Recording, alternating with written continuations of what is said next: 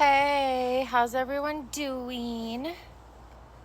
I wanted to come on since it's about that time of the year where the little buggies want to invade your body.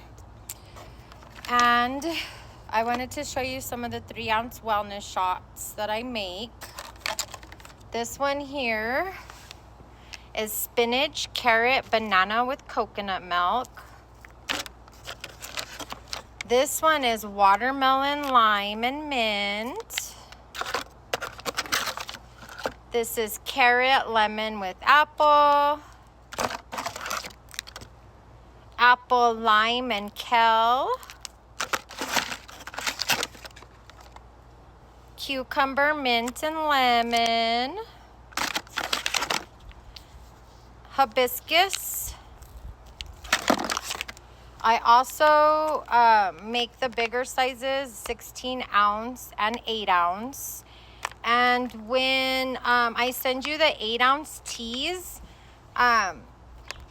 especially the hibiscus, not so much the Palo Azul and the manzanilla, but the hibiscus, you could probably put this in a pitcher and fill it up with water and actually just make a pitcher of tea. And you can do that with the other two too, but hibiscus has a really strong taste, so I suggest you water that one down a little bit. Sometimes I use coconut milk and lime with the hibiscus, but this one's just plain.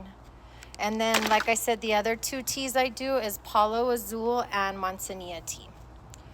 So, I sell these 3-ounce shots locally in El Paso, Texas, and Albuquerque, New Mexico. I do ship out, but you don't get as much, so because you're covering your shipping. So I do a sample box, a $25 sample box, and I put a variety, just kind of like what I told you here. Or if you suggest something that you like, I also do that. And that way you could have a variety of different flavors and see what you really like. And then I have people that order the samples and then come back and order the big packages for me of the big juices. I am the mother of a liver transplant recipient, and I'll do a quick story time about one of my adventures with my daughter. She, like I had mentioned before, she had never, I had never left her. Never. Like, I couldn't leave her. It's just, that's my personal, I guess, coping that I could, that I was really guilty that my baby was sick.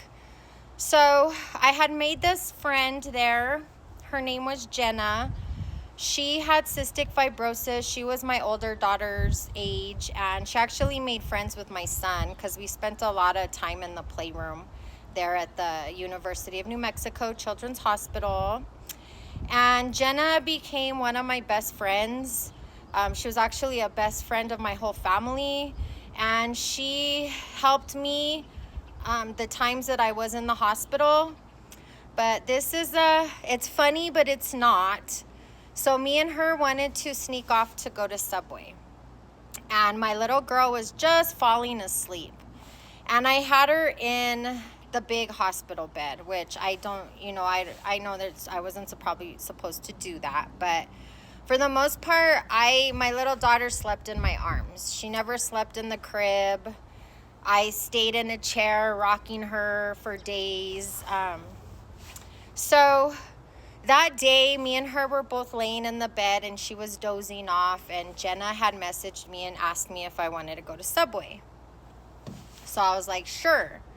Well, I believe that time my daughter was on NPO, so she couldn't eat, and I would not eat either, but there were times that I knew I had to eat because I needed the strength to be able to take care of her. So she was dozing off in the bed, and I was actually friends with the majority of the nurses because I was there so often.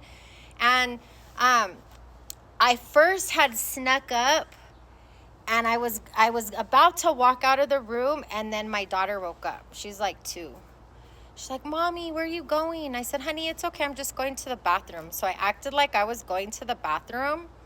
And I like stayed in there until she laid back down to go to sleep. So I sneak out of the room and I tell the nurse, I said, I'm going to run to Subway real quick with Jenna. We'll be right back. You know, we won't be that long. The Subway was actually in the hospital. So sure enough, I'm gone for 10-15 minutes and I come back and everybody's in our room, in my daughter's room.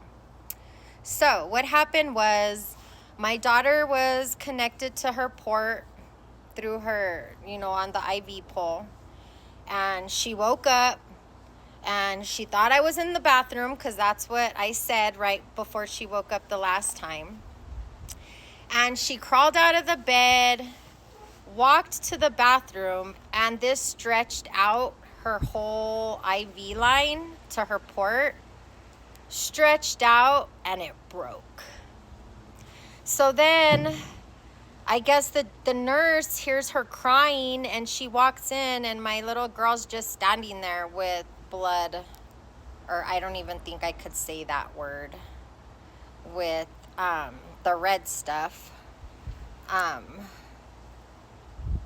probably going to get a flag for that because I've been. But anyways, with the red stuff flying out of her port, and they had already clamped it off. So by the time I got there, they clamped it off and we had to re-access her port and give her a new line.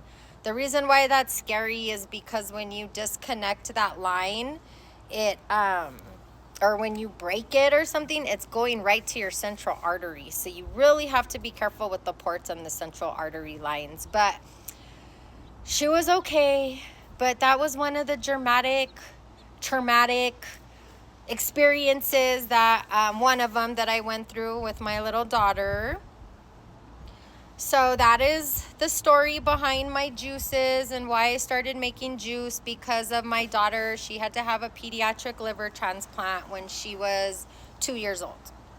Thank you for following my page. Follow my page for more stories. I am going to share more stories regarding our journey with her liver and little stories like this. And I will have recipes. And like I said, these are available if you're interested. Bye. And the reason I'm on here outside again, well, I like to be outside, but it's such a beautiful weather.